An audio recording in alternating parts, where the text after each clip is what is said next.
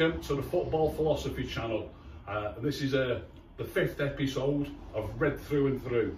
And today I'm absolutely delighted to have my old pal Sam Smart, known to many United fans as Fireman Sam. Right, how are you keeping, Sam? Not too bad, Richard, and yourself? Not bad at all, mate. Good man. Been obviously with all this COVID times and everything else. Well, that's unfortunately these are the times, but we'll get there eventually. Yeah, we will do. I can't wait for it all to come back, mate. Can't wait to go to a game. So Sam, let's start right from the beginning. Where did your football watching all start? Well, it started in the early 60s because a lot of people don't realise that, apart from the kids who know me from Stockport, but I'm actually originally from Stockport. I'm an adopted man, really. Yeah. So from the age of about 5 to the age of about 9, which would have took me up till just before the World Cup, it was Stockport County on a Friday night. Then it started to get into United because it was now coming up to 10 years of age, and it was one train straight from my mum's to the cricket ground and back. So right. She trusted me to go with the lads from Stockport. So what year roughly would that have been? That would have been 1966, because the first real match I can remember at Old Trafford was probably the 3-all Charity Shield. Pat Jennings scored. But you went to that match? That's my first one. You was at the match? That's my first one I can remember, but I can't remember if it's season 66, 67 or 67, 68. I think it's 67, 68 because I don't remember United winning the league. And that was a Charity Shield game, wasn't it? That was the Charity Shield game. So it would have been us against, so it would have been 67, 68 because Tottenham beat Chelsea in the charity in the FA Cup in 67-1. Yes. Terry Venables. Yeah. Bobby Tambling were 2 of the scorers, and then basically, because we won the league, we was playing. So it would have been 67, 68. Just as a quick explanation for any younger viewers, the Community Shield, as it's called, it's still called the Community Shield, isn't it? It was called the Charity Shield in them days, and also for many years now it's been played at Wembley, but in those days it used to be played on the ground of one of the, it was still the FA Cup winners versus the league title winners. And United, and it was the toss of a coin which ground it was on. Is that what they did? That's all it was. So it was at Old Trafford. It was at Old Trafford. And United and Spurs, it was a 3-all draw. Pat Jennings, the famous Spurs keeper, actually scored with a long kick and it bounced straight over his head. Straight over his head. I've been at that game, Sam, that's amazing. That's my first memory. Right. So as young as 5, you remember going to Stockport County. The 2 top players then would have been Johnny Price on the wing and Jim Fryatt.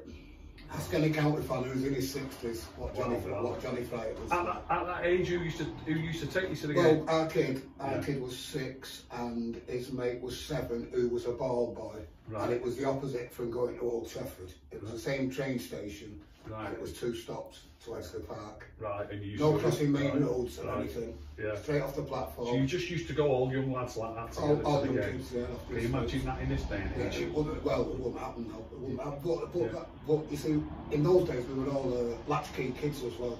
Yeah. In the summer holidays, your man went to work. Yeah. She either gave you the key or put it under the stone. You went out all day. There was none of this kidnapping or anything like that. You know, kids could play with kids. Yeah. That's it. Unfortunately, everything moves on, doesn't it? Times have changed dramatically. And not for the better sometimes. Yeah, I agree with you. So obviously going back that far, then in 1966, do you remember the World Cup final? Yes, I remember it very well. First day of my holidays with my man, Morecambe Bay holiday camp. Yeah. July the 30th, 1966, 4-3. Apparently West Ham won the cup, but I always say to this day, they didn't. Yeah. But yeah, I do remember it. That's amazing, mate. And then, so obviously pretty soon after that then, you know, in football in terms, pretty soon, 2 years later, United won. Just a quick one, going back to the World Cup final. I wasn't really into it with England then, I was just coming into United. Yeah. But the reason why I picked England was because they actually wore red shirts. They wore red shirts that day, didn't they? That is the only reason. So as a young kid, they were in red and you supported them. So I thought England. Nothing to do with being English at that time? No. Were you born in England, Sam? Yeah. Stepping in hospital A3. Right. Where were your parents from? Jamaica. Jamaica. Yeah. So because of that reason, that's how I ended up watching England. Yeah, so you could have ended up being a Jamaica supporter, supporting John Barnes, couldn't you? Some many years later. I think I took up running. So obviously, like I say, if you remember the World Cup, you obviously remember the '68 European Cup final easily. Yes, yes. Last year at school it was. Yeah. Remember it very well. Now, that would have been just after my first trip to Wembley, which would have been 1967 for the schoolboys final, which was England against Scotland, and England were the first team to be Scotland were the first team to beat England as World Cup winners. Yeah, that wasn't a schoolboy game.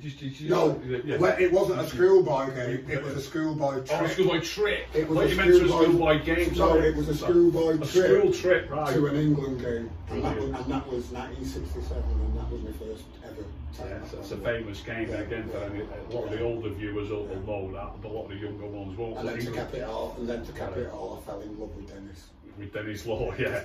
He scored in that game, didn't he? I mean, again, for the younger people, England won the World Cup in '66 and didn't lose a game for the, I don't know, the next 11 or 12 games that they played after that. And then Scotland won, so Scotland fans were calling themselves world champions, weren't they, after World Cup winners after they beat England. So jump ahead then to 1968, Sam. Did you manage to get to the game? No, I was only 11. My mum had let me go to Stockport on my own, let alone London. From what I remember rushing home from school and everything, and you know, to watch it on the TV. For the black and white, you know, on the black and white telly. Yeah. Right. Great. So you hadn't. Obviously, you was only 11 then. At what age did you start following United 12. to away games? 12. So soon after. It was 69-70 season. Right. Can you remember your first away game? Probably Halifax in the Watney Cup. The Watney Cup. Yeah. The Watney Cup. Probably Halifax in the Watney Cup. That was the first one I was allowed to go to on my own. Right.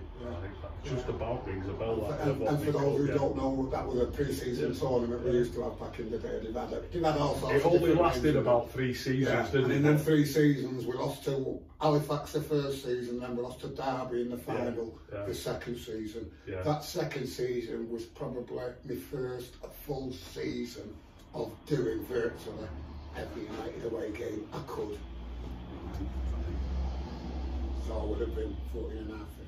Right, so that Watney Cup game that you went to, the way that Watney Cup works, I'm pretty sure about this, there was one team from each division, and it was... I can't remember the format. It was the leading goal scorers from each division that were invited into it. That's what it was.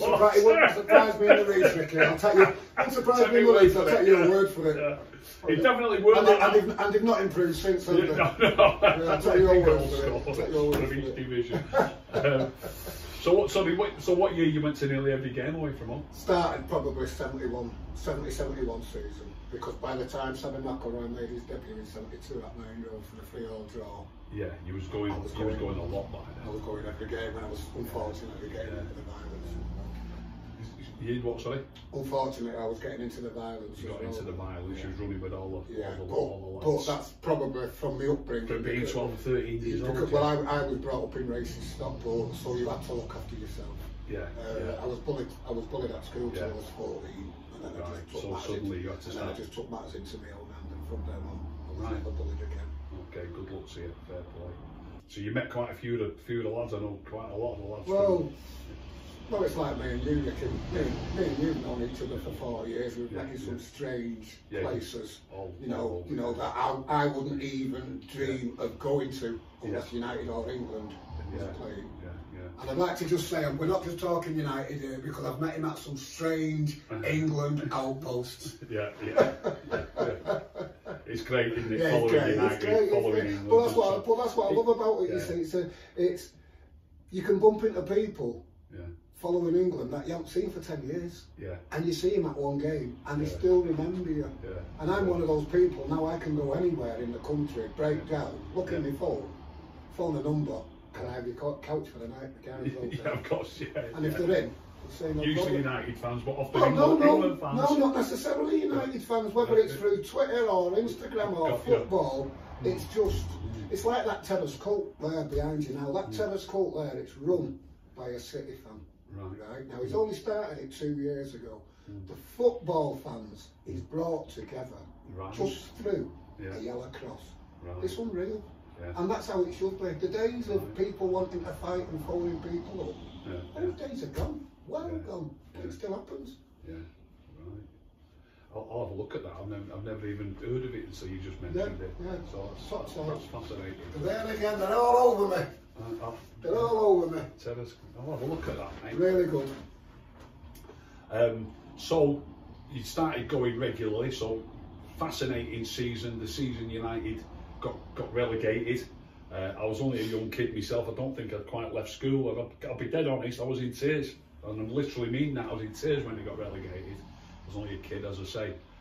But if I'd have knew what was coming, I would have been skipping around the place instead. Well, it's funny you should say that, because people go on about, well, City didn't send us down, or Dennis didn't send us down. We was already down before Southampton and all things like that. And I saw my next door neighbour stood in the United Road, but he was with a City fan with his dad, and he was laughing at me and everything. And it's totally true what you said.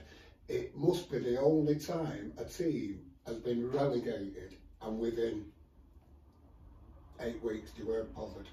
Because regardless of what Manchester United have won since that season when United got relegated, it will never ever in my life be season 74-75 in the second division.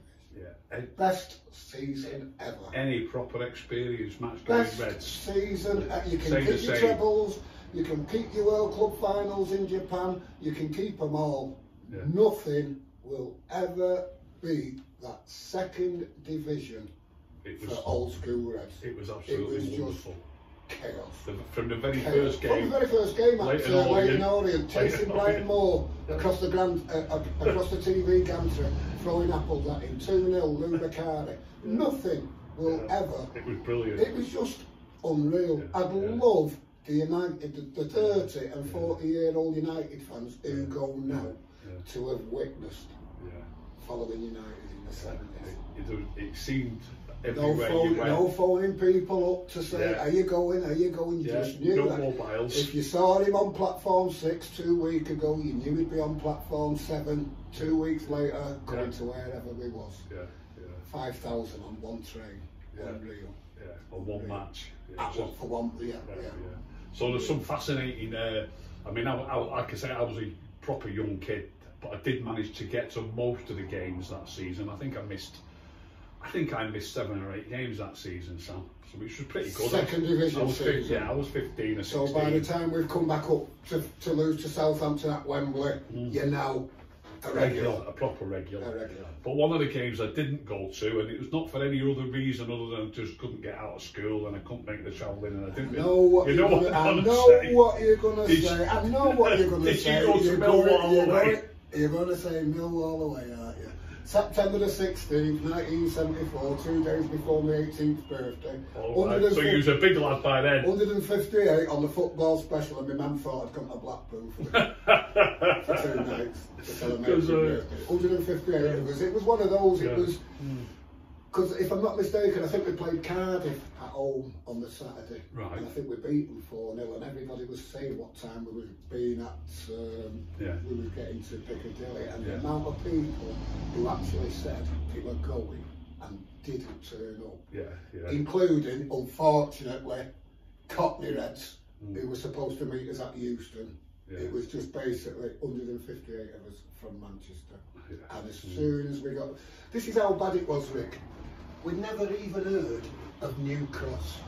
So we were looking on the tube thing for a thing that said Millwall Tube Station. We didn't know it was at New Cross. So it was only when we started asking Cockneys, excuse me, that's when we started giving ourselves away. But we'd already broken up into groups of 5 or 6, and then you got to Millwall, the old end, and it was 3 separate ends. So if you walked in at the end where the big lion was, you could walk right down the side of the ground, right round to the other side, and the only stand you would have been protected in as away fans would have been the main stand, and they just picked us off. But you didn't mind. What a lot of people watching won't understand from what it was like in those days, there were certain clubs who had notoriety, didn't they, for having for having so many. A ghost. Yeah, don't worry about that. There's a ghost. Yeah, certain clubs had notoriety, didn't they, for having so much hooligan following, and possibly the biggest one around known for that was Millwall. And with Man United coming to town, it was the talk of the talk of the terraces for a while, wasn't it? And the only reason why United used to get those talks was, I'm not saying they were harder than this or they were harder than that. Back in the 70s, it was pure numbers. Yeah. That's all it was with United. Yeah. United could be going to say, let's just say for instance Tottenham, when Tottenham had the old shelf. Yeah. For those that don't know, that's a 3-tier stand at the side of the ground. And basically, you know, it could be one week, it could be Tottenham that you're battling. Yeah. But United could call on 5,000 numbers just without a phone call. Yes. Just because that's what they were like in those days. You just went, it was £2.50 on a football special. Yeah. All right, it doesn't sound a lot. And you didn't need a ticket, it was pay at the game. And it was pay at the game. Take your chances. And so therefore... And also what used to happen, Sam, correct me if I'm wrong here, but obviously you'd have a designated away end. Correct. But people just would go in wherever they could get in, and if the queues were massive, you'd just go in a different... Correct. And what you've got to remember in those days, what they now call a firm, but we didn't call it a firm in them days, we were just Docks Red Army. Yeah. We could be from Mars, Platin, Ancoats, Colliers, Salford, Broughton, Eccles, wherever. You followed United. Yeah. The ones that wanted to fight always went in the home end. Yeah. So if you ever look at any of the old black and white pictures of Match of the Day in the 70s, and you look at typical United matches, if you look in the home end, you'll always see a square of yellow coats. Yeah, yeah. And in the middle of those yellow coats is usually about 70 to 80 United fans. Yeah, firm as they call themselves. They call it a firm now. We weren't a firm then. We were just a load of lads who wanted to. Just went there, yeah. Yeah, that's it. If you weren't looking for the fight, you went in the away end with the other 5,000. Yeah. So where did you? Sometimes it went pear shaped. Yeah. Sometimes you got a result. Where did you go, Sam? Where? Yeah. Was you often in that? Yeah. No, I was in the square. Always in the square. I don't deny it, do I? I mean, it's what you do. Bit of fun and games. You don't get that. You don't get that and missing teeth for nothing. You know what? Yeah. But you know that's. Yeah. You had your choice, Rick. Yeah. You either went for it or you didn't. Yeah. You know, I mean, I can remember going to places like Merseyside. Now, you go to Liverpool, and it'd be nothing compared to Everton. Yeah. And Everton was really, really naughty. Yeah. But as a 14, 15-year-old kid, you turn around to a copper, and the copper's reply is, "That's your fault, Sutter. You shouldn't have come here." Sutter. That's what you got called. That's what you got called. Oh my God. It's still like that to these days now. Oh my God. But, you know, to these days now, Rick, they play off a face. You know, from the crowd, we all have football intelligence and all things like that. But I've not been active since 1985, but I still get called. You still know? Still know. That's 31 years after being a fan. Yeah. Another big one, you mentioned Cardiff, the home game, another big one was Cardiff away, wasn't it? I mean, it's a big stadium. Probably the worst I have probably seen for football violence inside a football stadium. Inside, as opposed to in the streets outside a football. Oh, don't get me wrong, when we came out on Indian Park after it was a massive. Probably easy. It was kicking off everywhere. Probably easy 200 aside on the field, on the park behind the stadium. But I was a spectator at the game, and then I was a spectator at the park. Well, it was just where the coaches. It was just where the coaches were. But for actual football violence, inside a ground. Apart from whatever you see on YouTube or you see South American, certainly in UK, and I'm including things like the Birmingham Leeds match when the fan died and things like that. There was no deaths that day. I will never know whether it's Cardiff fans, United fans, or police. Unbelievable, mate. Unbelievable. Absolutely. Times have changed for the better, I think, no, Sam. A lot for the better. A lot for the better. I mean, everything I'm telling you now, Rick, is it was part of the times. I'm not proud of it one bit. I wouldn't like my grandkids to go into it. But back then, working class lads, north, south, east, west, Scottish, Irish, or Welsh, that's what you did.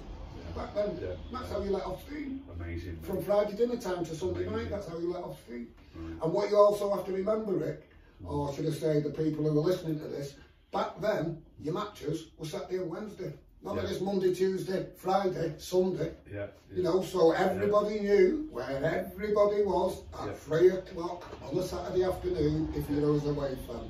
Yeah. If you wanted trouble, you knew where it was. If you didn't, you just went in the group. Just went to the game. Simple. So on the football side of it, Sam, because obviously I know you well enough, I know that it wasn't just about that. You're a massive football fan, and you know you can speak with the best of them about anything to do with football. So the football players at that stage, did you have a massive favourite? Dennis Law, yeah. Dennis. Still to this day. I mean, there's loads of people, but there again, it's like you say, Rick, we move on. A lot of people who watch your channel won't even know of that, but do know of him through reading. You won't have seen him. Same with Best and Law. Yeah. They'll all bow to Eric. Best and Charlton. They'll all bow down to Eric. Rightly so, because they don't know better than Eric. But for me, the Trinity were better than Eric. But that's just my opinion. But we don't agree with and anybody of an age will say Charlton. I mean, old enough to remember that the Holy Trinity, Charlton, Best and Law. Virtually everybody of that age who was watching at that time, the favourite player was one of those three players. Always. Mine was Bobby Charlton. Well, you're one of the first ones who's picked Bobby. I've never heard anybody say Bobby Charlton. It's always been George or Dennis. No, but you know, you're the first one. Don't forget, Bobby was World Player of the Year, wasn't he? European Player of the Year, sorry. World Cup winner. You know, he was a great player for England as well as United. He's still an ambassador now, isn't he? Yeah. Okay, so moving on from that then, you started travelling watching United, obviously in the away games in the league and probably the FA Cup. When did you start going to European aways, Sam, and travelling Europe? My first European away would probably have been 77. Is it at St Etienne? Is it St Etienne, yeah. The loaves of bread. The bread strike, when they battered us with the stale bread. Yeah.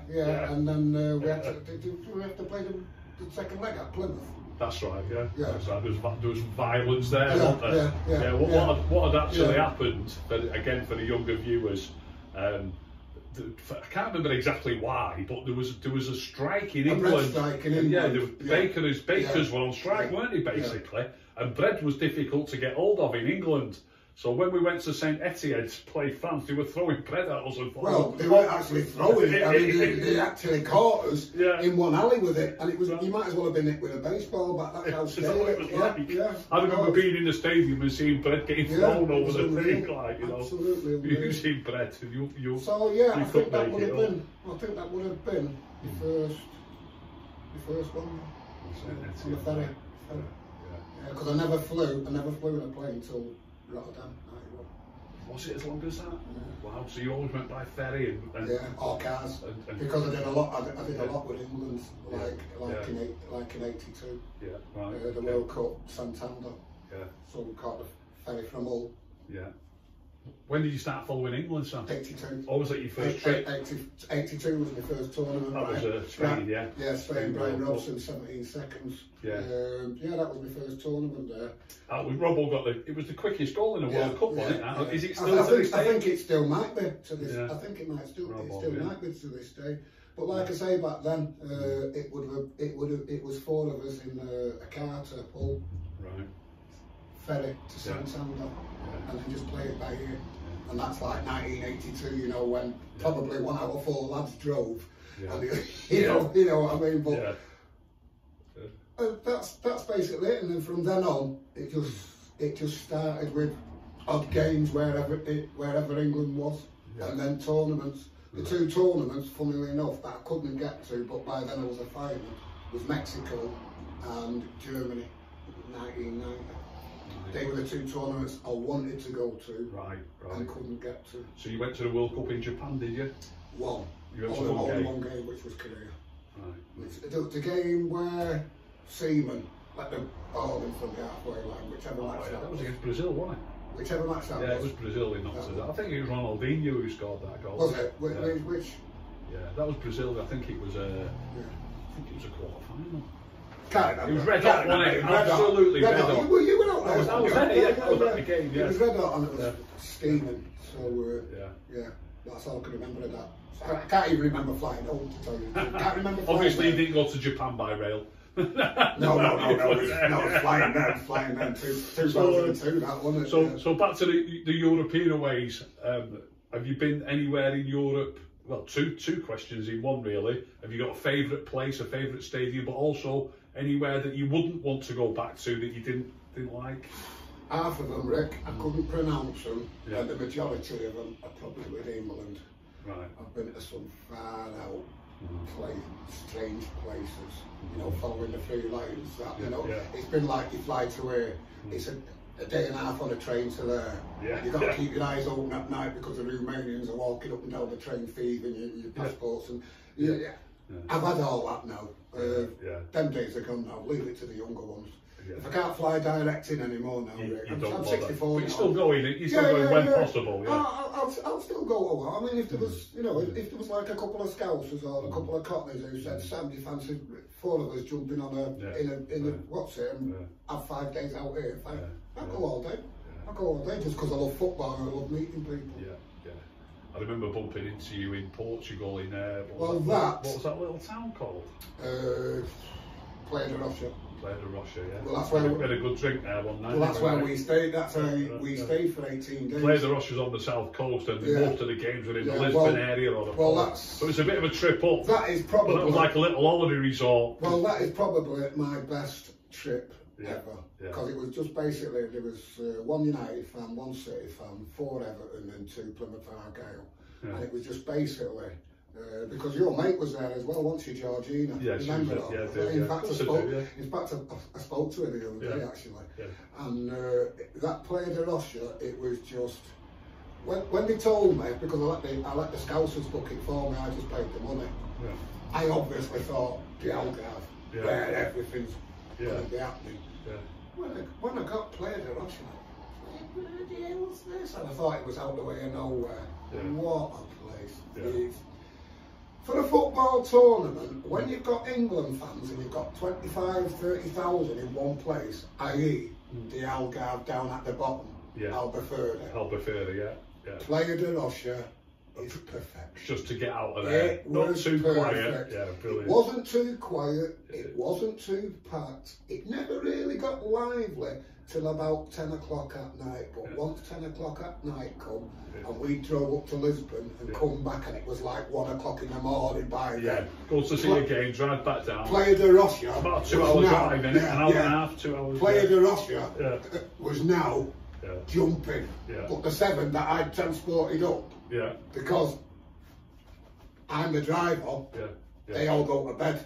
Yeah, so you come back so now comes alive at 1 o'clock till 6 in the morning. And that's now when I go out meeting West Ham, Leeds, Birmingham, Stockport, Doncaster, all sorts of fans, and have a top night. And that went on for 18 nights. Brilliant, mate. Absolutely brilliant. And that is where I found out that when we got back home, we was getting Wayne Rooney. Is that what you found? Yes, of course it was. Yeah. Because one of the Everton lads that was with us knew Tony, who is still to this day the kit man at Everton, Tony Sage, and he was telling us. Sorry if I get you in trouble, Tony, but it was 18 years ago. He was telling us, you know, it's as good as a done deal. And Rooney was a player of the tournament, until he got injured. Yeah. He scored 2 again. The Croatia game in Lisbon, I remember. I think he scored twice. Then he 4-2. I was at that one. Great days, mate. I did all the England games, bar the one in the north in Porto, because it was too far to drive. But apart from that, what? So back to following United around Europe. Obviously, Fergie came along. In fact, let's just start with Fergie's reign. When he first got the job, was you chuffed with the appointment? I'd heard of him. I'd heard of him through what he'd done with Aberdeen in '83. But I like Big Ron, me. I like Big Ron. Big Ron was a cup man. You know, I mean, you know, he was a Scots bloke, yeah, you know. Yeah, he's broke the dominance of Celtic. Yeah, well, that's up in there, you know, it's a pub league up there. Yeah. You know, this is England, this. Yeah. And like you say, Ricky, I mean, I used to sit about 5 seats behind the fella who held the flag up, and I was right behind him. He was terrible, Fergie. Absolutely terrible. But the one thing that came out of all that Fergie did, and I'm sorry, Norman, he had to get rid of the drinking culture. Yeah. And that's what he did. Yeah. That's what he did. He got rid of the drinking culture, and all of a sudden, all our favourites, like your Whitesides and your Hugheses and your McGraths, and all of a sudden, they're getting fed out. Don't know how Robbo managed to stay around for so long, but and we're getting fed now. People like Danny Wallace from Southampton, Paul Ince from West Ham, and you know, it's the new era. 3 years later, look what happens. Were you at the game at Forest, the no, famous game? I couldn't get off nights at work, so I watched it on the telly. The so-called game where Mark Robbins saved his job. We thought he was going to get sacked if we got knocked out of the FA Cup. The same season, if I'm not mistaken, didn't we win every round away from home? That has definitely happened, hasn't it? I think it might well have been. Notts Forest, Hereford, Newcastle, Sheffield United, semi-final at Villa Park, wasn't it? Yeah. Did you go to all of them except that one? That's the only one of us. Right. Oh yeah, the Newcastle one. We took a coat from the Grey Mare, but the less you say about the Grey Mare in my score is the better. Okay, right. Memories, top. So obviously under Fergie we started winning trophies again. Before you knew it, we were in Rotterdam. Did you go 1991? to Yes, yeah. Everybody that I knew of basically all went to Amsterdam, which is. You know, you know why they're all going to Amsterdam, but then again, you see, it's United's first European final since 1968, so every man and his dog's going to go. So we did the opposite. We stayed in Brussels. I was just about to say that to you because you just said the opposite from Portugal. You didn't want to stay where everybody was, so you stayed in Brussels, did you? We stayed in Brussels from Monday night to Thursday. 20 lads and one girl. Right. You just literally went to Rotterdam on the day of the game. On the day of the game. And then back to Brussels after the game. Yes. We arrived in Rotterdam about 10:30 in the morning to witness violence all over the place. There was, like I say, there was 20 of us from the Grey Mare and Elaine Hayden, now living in Spain. I just thought I'd give her a mention. Give her a mention, Oops. Don't worry Ghosts. Don't worry about it. Ghosts. Don't worry about it. Spooky. Don't worry about it. So then basically, we arrived in Belgium on the Tuesday morning, probably about 11 o'clock, and we just stayed in Brussels till the Wednesday morning. First train into Rotterdam, sat in the rain like everybody else did, and first train back out, which was about 10:30 after the match. And funny enough, United had just won a European trophy, and regardless of the fact that Mark Hughes scored 2 goals, what I always remember about that match is the 20 of us travelling back on the train to Brussels, and you could hear a pin drop.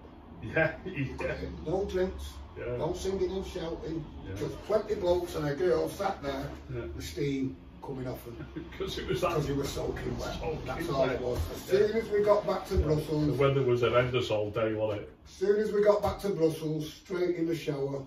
Four of them went out. 4 of us went out, and all the rest went to bed. Just got changed and went to bed after winning a European trophy. So a bit different than in Barcelona. 99. What about 8 years later? Unreal. Well, see, a lot of people, this is another thing about this treble, Ricky, and Barcelona. Everybody mentions Barcelona, but for me, it was the 10 days. Barcelona was just the top. It was the icing on the cake. It was just the top of the bottle. It started off at the bottom of the bottom on the 16th, when we're playing Tottenham at home, and we're losing. And then Beckham equalises, then he brings Cole on. And then from 5 o'clock that night, back in Wetherspoons, till the cup final on the Saturday, and then the Champions League final on the Wednesday. It was sorting tickets out, sorting flights out, making sure your pounds got on. Everything. It was just a blur. And like you say, the icing on the cake was the final. But for me, it all started on the Sunday. Yeah, with the Spurs game. Yeah, great days, mate. Great days. The FA Cup final on the Saturday, we beat Newcastle 2-0. 2-0, Teddy and Scholes. Yes, funnily enough, now there's a strange story here because I was working Friday night at the fire station, but my Tottenham mate was getting married on the Saturday, and I was an usher. Yeah. So my Arsenal mate, who was the best man, he invited me and my mate down on the Friday night. So on the Saturday morning, we went to the registrar, went back to my mate's house to get your football threads on, went to the cup final, and then went to the cricket club in Crouch End till about 2 in the morning to celebrate where the wedding. Where the do was at for the wedding. So you had a wedding in the morning, a cup final in the afternoon, and then a wedding function. And then, first thing in the morning, straight back in the car to go back to Manchester to do one night at the fire station to fly out to Barcelona on the Monday morning. You flew Monday morning. So how long did you stay in Barcelona then? Till Thursday morning. Till As we were coming down Prince's Parkway, everybody was coming home from the MEN Arena. Right. Because I think Fergie had been in showing all 3 trophies. Yes, they had a big thing in Manchester. On the Thursday afternoon, but as we were coming down Prince's Parkway, everybody was coming home. Yeah, brilliant, mate, brilliant. The semi-final that year, couldn't get nights, couldn't get that. Oh, you get to the side. I'm walking round the station yard and somebody's shouting down to me.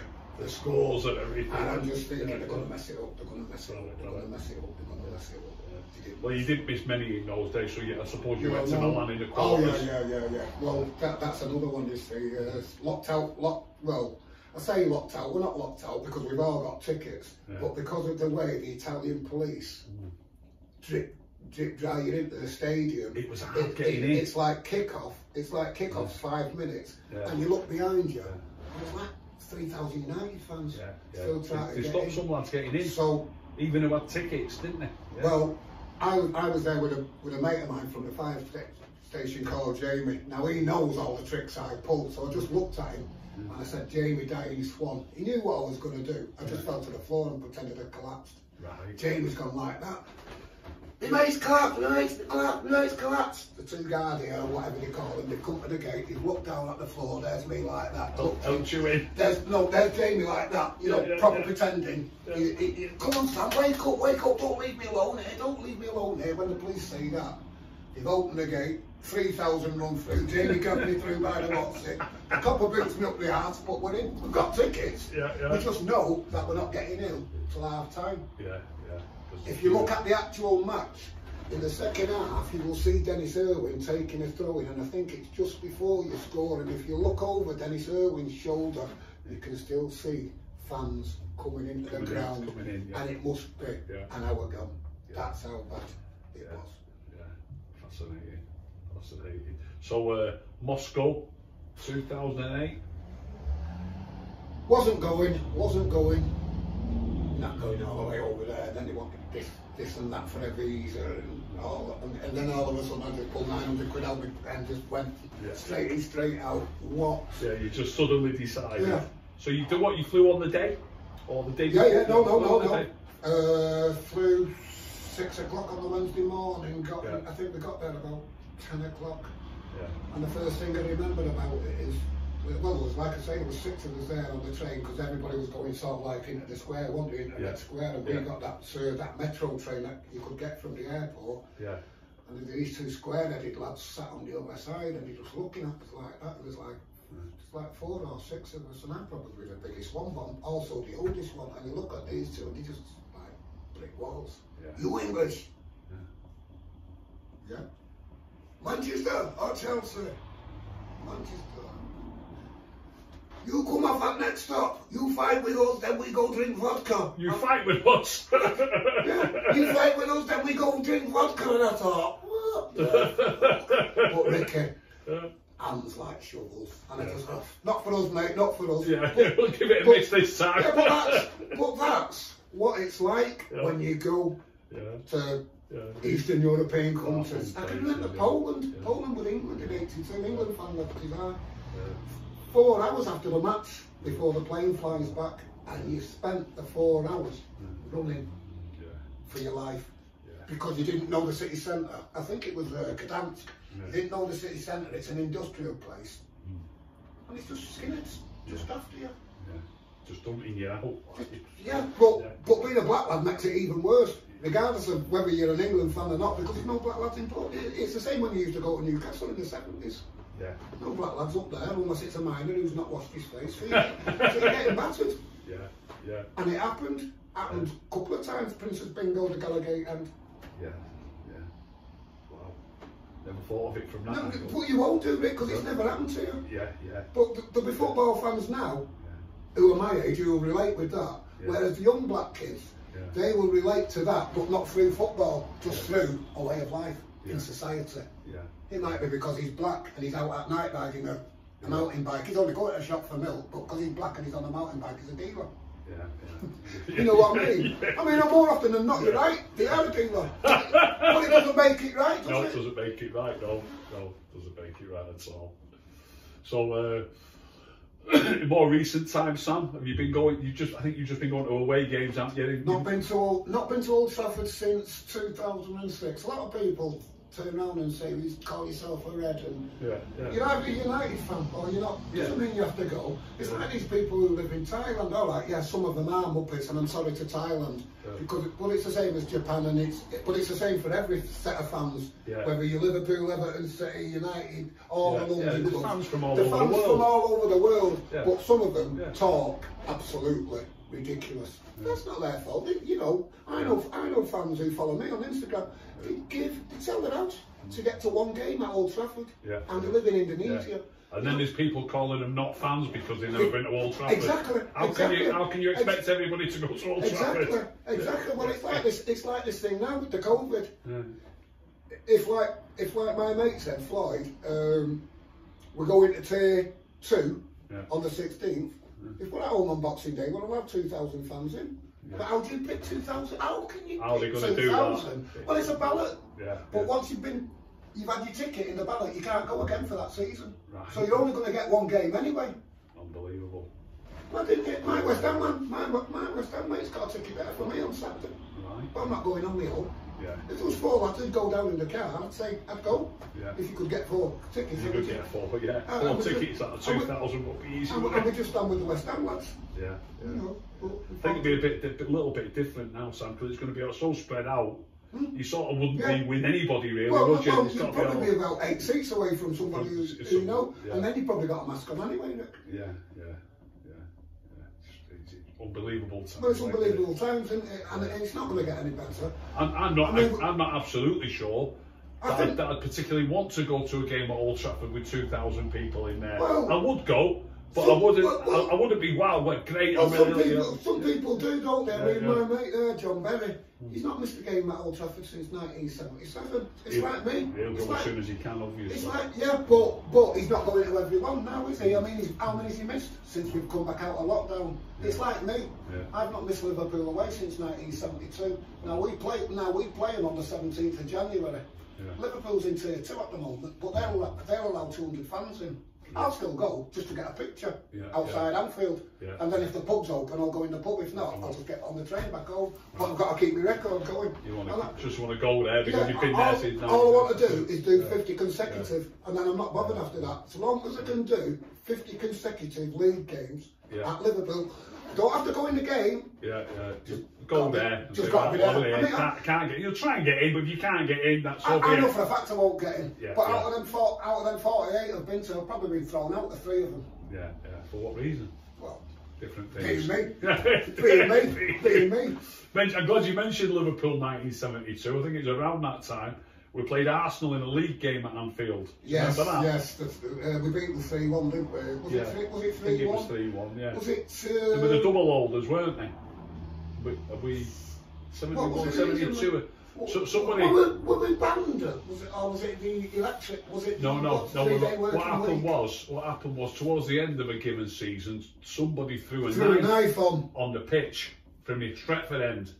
And the following season, United had to play the first 2 games on a neutral ground. Stoke City was the other one, wasn't it? We played West Brom at Stoke City. Yeah, Stoke City. Yeah. And then we played. I mean, loads of people will not believe that, but we played Arsenal in a league game at Anfield, and because it was at Anfield, it was, I mean, I'm guessing it was probably only about half or 2/3 full. It was, I'd say 23, 24,000. Yeah.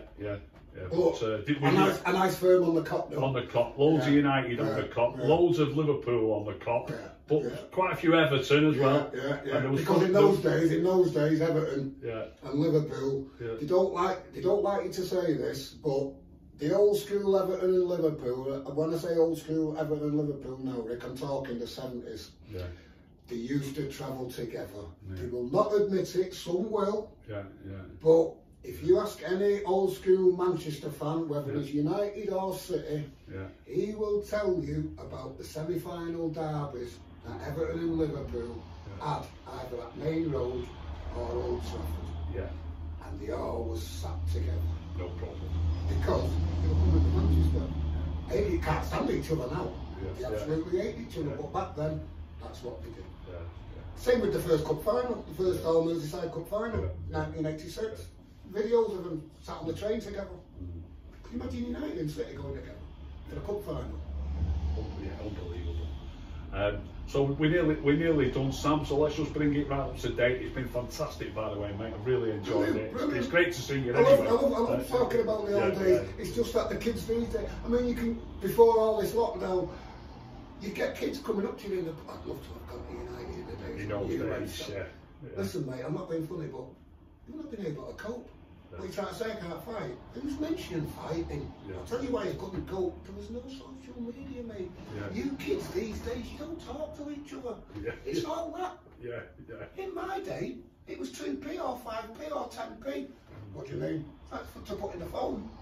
To phone somebody's house. No mobile phones. You probably did when you used to use a phone box to phone somebody. If you could find one working. You probably only used the phone once or twice a week, didn't you? If that. If you could find one working. And usually it wasn't to turn around and say, be at so-and-so, because you knew if that lad went to the match, like I said earlier on. You know what pub he'll be in before the game. You know what pub he's going to be in. You know who he's going to be with. You know what platform the train's going. You know what time Cloisters shuts. You know what time Cyprus Cloisters was a nightclub. You know what time Cyprus Tavern shuts. You know what time City's getting back from West Brom.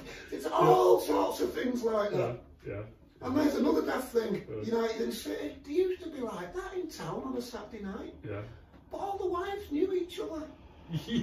So come 11 o'clock and Pips is open, and Cyprus Tavern's open, and DeVille's is open, and Cloisters is open. You sat drinking with a lad you've been punching since they just shit out 5 minutes ago because the girls know each other.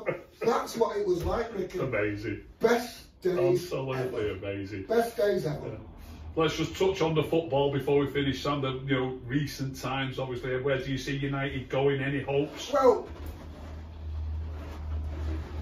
you've got a lot of people now screaming for Ollie. Ollie's a legend this, Ollie's a legend that, because he scored the goal in the 99 final. For me, he's not a United manager. He never will be. Prime example was the other night. First thing he should have done was took Fred off as soon. We all expected to not see Fred second half. Stevie Wonder would have seen what was coming. He knew what was coming. He made another tackle before half time and should have got a yellow card. He could have got a yellow card already. I didn't get that after he should have got a red. Sam, the stupidity of it, I can't find the words to describe it, because as I was watching that game, I'm desperate for United to get the point that they need. And when Fred was making challenges during the rest of that first half, my heart was in my mouth. See, I can't watch it, Rick. This ain't going to last. This ain't going to last. Is the manager not sat there thinking the same thing? Don't get it. Since the football's come back on, all I do is I sit on my bed, skin up and listen to 5 Live. So I'm listening to this about Fred and all that, and the fella in the studio was Chris Sutton and then Sam Matter, and even they was like, oh, straight red, straight. He's done. I do not believe, and I couldn't wait to see it. It was absolutely terrible. But what does Ollie do? He brings him straight back out. Couldn't believe it. Couldn't believe it. Tactically inept. He's a yes man. People, I mean, it only takes one result. I mean, 1 minute we're up there, 1 minute we're down there. But this season, anybody can win this league. Yeah. Because inconsistent football, no fans at football, equals false football, false results. Villa does seem to be Villa never beat Liverpool 7-2. Yeah. You know what I mean? It is amazing what's happening. You know what I mean? Yeah.